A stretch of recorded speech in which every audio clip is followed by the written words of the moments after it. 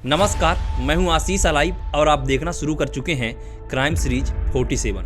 16 जनवरी इस दिन एक ऐसी खबर आती है जिससे सब शॉक्ड हो जाते हैं। खबर पटौती खानदान के नवाब सैफ अली खान पर हुए हमले की है।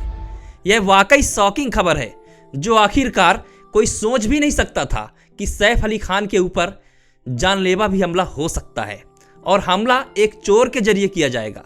दरअसल हमेशा शांत और विवादों से दूर रहने वाले सैफ के साथ 16 जनवरी की रात एक अज्ञात शख्स रात के 2 बजे उनके घर पर दाखिल होता है और वह एक्टर पर लगातार चाकू से वार करता है।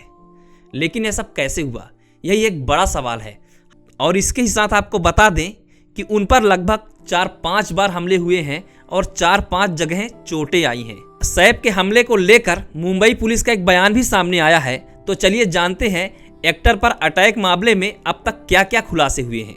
मुंबई पुलिस के मुताबिक 16 जनवरी की रात एक अनजान शख्स सैफ अली खान के घर में दाखिल होता है। फिर वहां मौजूद एक नौकरानी यानी जो वहां की हाउस स्टाफ है उससे वह बहसबाजी करने लगता है। दोनों के बीच बहस होती है। सैफ अली खान उस वक्त सो रहे होते हैं। जैसे ही उनके कानों में दोनों की बहस की आवाज़ पहुंचती है तो वह अपने कमरे से निकलकर उस शख्स की ओर पहुंच जाते हैं और नौकरानी और उस शख्स को शांत कराने की कोशिश करते हैं। लेकिन वह शख्स शांत नहीं होता बल्कि और ज़्यादा भड़क जाता है और सैफ अली खान के ऊपर गुस्सा उतारते हुए वह चाकू से 3-4 बार वार कर देता है। करीना कपूर की टीम ने बयान जारी किया और कहा कि उनके घर में चोरी करने की भी कोशिश की गई, जिसके बाद सैफ को चोट लगी है और अस्पताल में उनका इलाज चल रहा है। सैफ को 6 जगह इंजरीज हुई हैं, जिसमें रीढ़ की हड्डी भी है और गर्दन भी है। सैफ की नौकरानी घायल है, लेकिन सैफ को ज़्यादा चोटें आई हैं उसके नौकरानी के मुकाबले। जानकारी कहती है नैनी ने नौकरानी और चोर के बीच बहसबाजी की आवाज़ सुनी थी। नैनी एक केयर टेकर है जो तैमूर और जहांगीर को देखती है। उसने बताया कि सैफ ने परिवार को बचाने के लिए हमलावरों से सीधा फाइट कर लिया।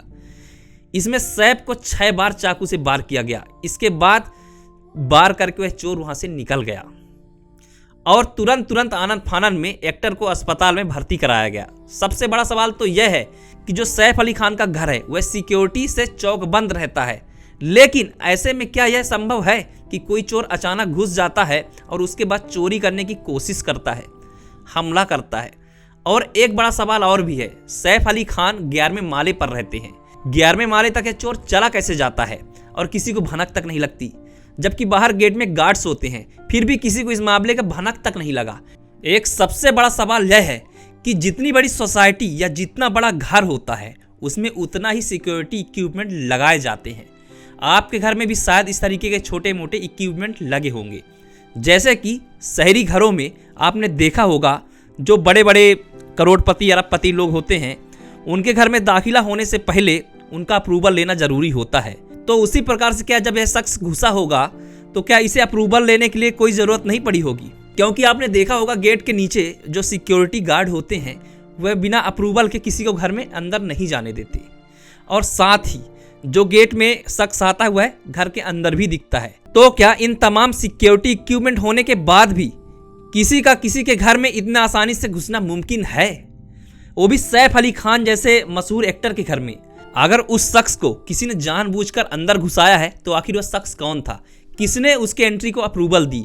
ये कई सारे सवाल हैं जो इर्द गिर्द घूम रहे हैं। यह भी कहा जा रहा है कि करीना भी घर पर ही थी। सूत्र कहते हैं कि सैफ के बच्चों के रूम में हमला हुआ।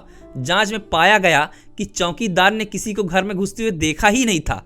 सैफ के घर में एक पाइपलाइन है जो उनके बेडरूम पे जाकर खुलती है। शुरुआती जांच के मुताबिक काफी संभावनाएं हैं कि चोर घर में वहीं से घुसा हो। लीलावती अस्पताल में पुष्टि की गई है कि सैफ अली खान की सर्जरी हो चुकी है। इस हमले में सैफ अली खान को कई गंभीर चोटें आई हैं। उनके गर्दन के पीछे 10 सेंटीमीटर और बाएं हाथ में भी कट के निशान हैं। उनके पीठ पर कोई नुकीली चीज घुसाई हुई थी जो गंभीर थी। सैफ के टीम से जुड़े लोगों ने बताया कि जो उनके रीढ़ के बगल में चोट लगी हुई है जिसमें उस चोर ने वार किया है वह कहीं इन्फेक्शन का कारण न बन जाए, इसीलिए तुरंत ही उनको आनन फानन में अस्पताल ले जाया गया था।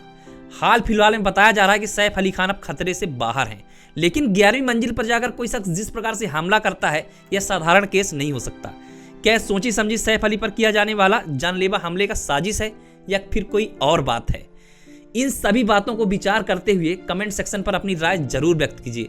अगर आपको वीडियो समझ में आया हो तो एक लाइक जरूर करिए। चैनल सब्सक्राइब करने के लिए फोर्स नहीं करूंगा। तो हम मिलते हैं ऐसे ही किसी अगले क्राइम केस के साथ। तब तक के लिए जय हिंद, वंदे मातरम। इजाजत दीजिए आशीष अलाइव को।